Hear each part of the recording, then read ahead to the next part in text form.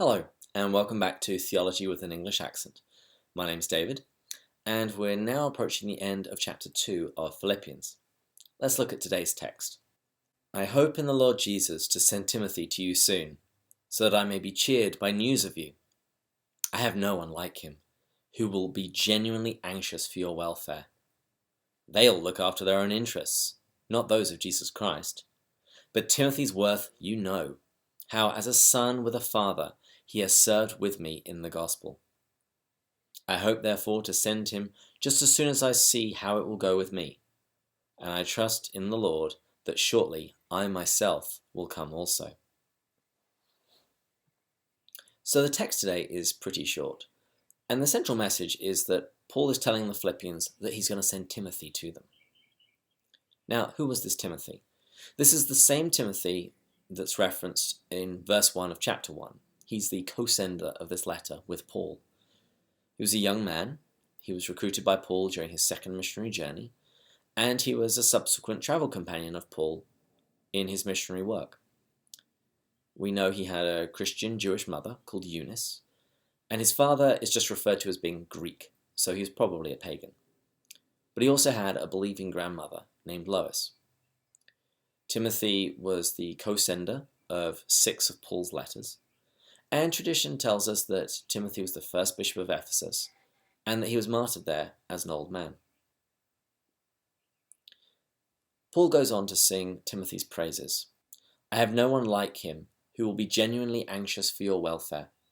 They'll look to their own interests, not to those of Jesus Christ.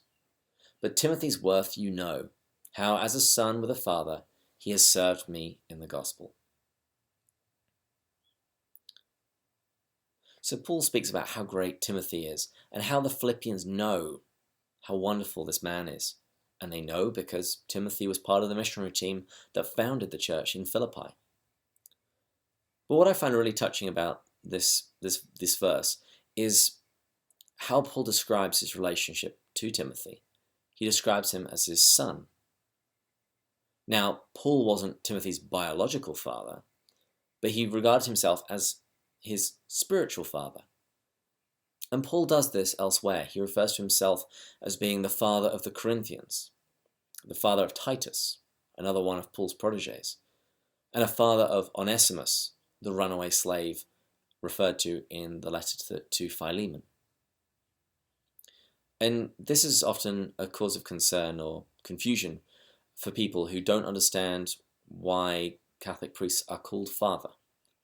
They're simply following in the tradition of St. Paul, knowing that fatherhood isn't just biology, it's spirituality.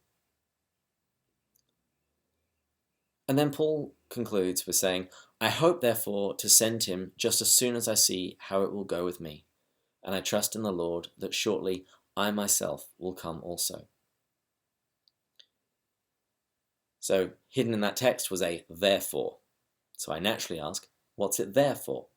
We have to back up a few verses and just to make sure we understand Paul's flow of thought. So he's been singing the praises of Timothy, saying how great he is, how he has genuine concern for the Philippians.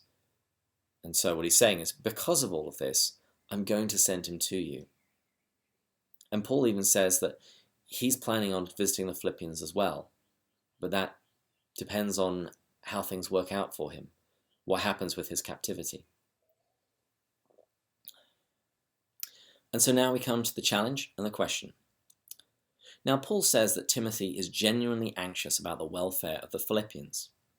So I'd invite you to consider, in your life, who is it who is genuinely anxious for your welfare? Now by this, I don't mean who are your yes men, who are the people who will always give approval to whatever bad decision you're doing. No, I'm talking about who are the people who are always wanting the best for you and always seeking your good. And likewise, for whom are you doing that?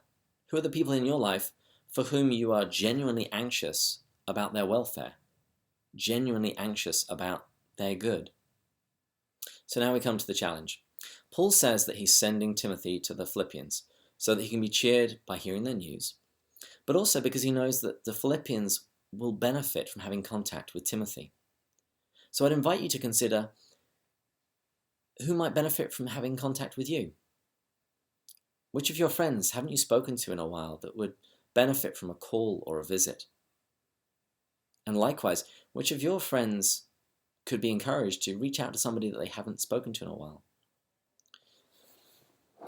Last week, I got this card from some friends that don't even live in the country. It wasn't about anything in particular. They just saw it, they thought of me, and they just wanted to let me know that they were praying for me and that they cared about me. And it really brightened up my day. So I'd invite you to consider who you might contact and to whom you might send a card or a message. That's everything for today.